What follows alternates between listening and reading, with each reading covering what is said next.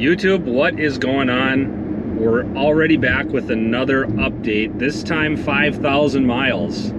Crazy. I got a couple road trips in, so got some more time in the car.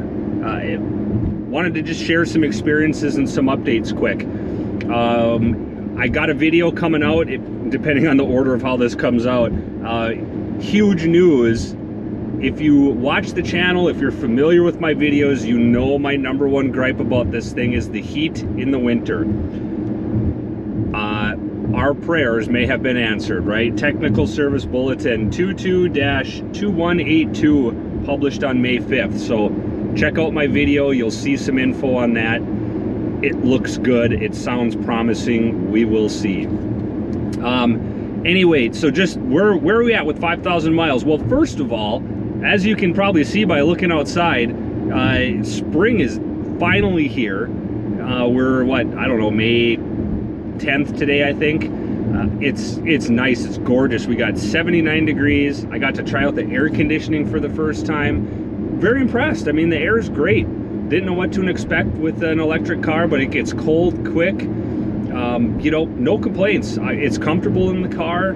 I probably don't need it. I'd rather just have the windows down today because it's just nice, and in Minnesota we really take these nice days, we try to run with them. But you know, I wanted to try out the air, and I'm pleased with it. It's been good. Interesting thing on road trips, and if you guys have been doing it, you probably know what I'm talking about. So the hotels, you almost have to plan ahead. At least in my experience, you got to plan ahead looking at a hotel. Like if you want a hotel that's got a charger, you got to plan for that. That's got to be a consideration. You know, I get it. Sometimes as a parent, we're busy looking at, does it have a pool? Does it have a continental breakfast? You know, so does it have stuff to do for the kids? Well, now I'm also looking, does it have a place I can plug in? And if not, is there something nearby that where I can plug in that's not, you know, like a supercharger? Otherwise, you know, I'm looking for a level 2 charger at the hotel. That's just the way it goes. I found that when you're on the road, there's some of the apps out there, some are better than others. I found ChargePoint to be very good. At least in Minnesota, the Ford stations, like, I don't know, so there's kind of hard to come by. I've got a lot of charging credit with the Ford stations, and I really haven't found many places to use it yet. Boy, prices vary wildly. I found stuff as cheap as, like, for example, I was downtown St. Paul. It was $5 for 8 hours plugged into a level 2 charger. That was great. And if you stayed over that, it was prorated. So it's not like, you know, you stay 5.5 hours and they double whammy you for, you know, 2 blocks like that. No, it's all prorated. So that was awesome. I found that to be very good. Another place, it was $5 for the first 4 hours, which, yeah, it's, you know, it's not great. But then it's $5 an hour after that. $5 every hour at a level 2 charger. Come on. So that's going to take some getting used to for me, you know, a little more planning ahead, I guess, at some of these. But I guess another thing to consider, if where you're parking, if it's expensive to park anyways, like if you're in an event area or a very tourist area, you know, where people are congregating often, maybe it's just more expensive to park anyways, and then, you know, that's just the cost of doing business. But boy, if you're road tripping, you got to kind of plan ahead for that. Otherwise, let's see, what else do I had on my short list for this one? I've mentioned it before in the winter, but that rear spoiler above the rear glass, boy, does that trap dirt and junk in there. And it must just be at that right angle. The car washes that I go to, I typically just do the touch-free, but man, it harbors dirt up there. And then if you're like in a rainstorm or something, you get inside the garage, you open up the door, I don't know where that water sits, but it dumps right into the trunk every time. I don't know, kind of seems like a poor design.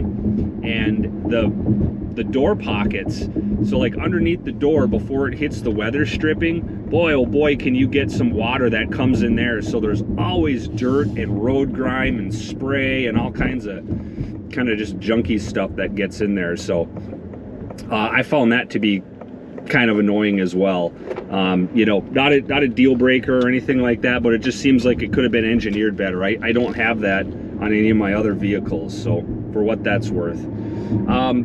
Otherwise, you guys talk to me. Where are you at? I mean, I got to do a rotation here on the tires just because they certainly don't need it, but you know, just do a rotation for the heck of it.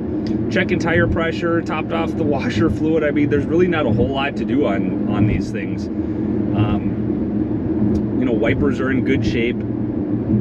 I think everything else has been great. Boy, one thing I will say is I drive some other vehicles as well, and this thing has the best headlights. I forget which trim package you get the upgraded lights, certainly at, you know, GT and above, but I think there's even a lower trim where you can get the LEDs dual, that have the dual LED low beam and high beam, and man, are they good. They are phenomenal. The auto headlights are very responsive too. I've had really good luck with it sensing oncoming vehicles and whatnot, so that's been good. But hey, I want to hear from you guys.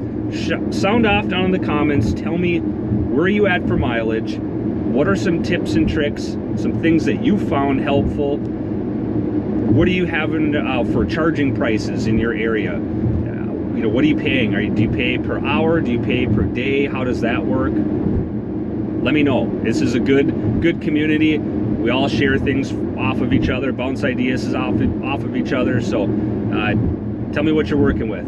Hope you guys are doing well. Look forward to hearing from you soon. Take care.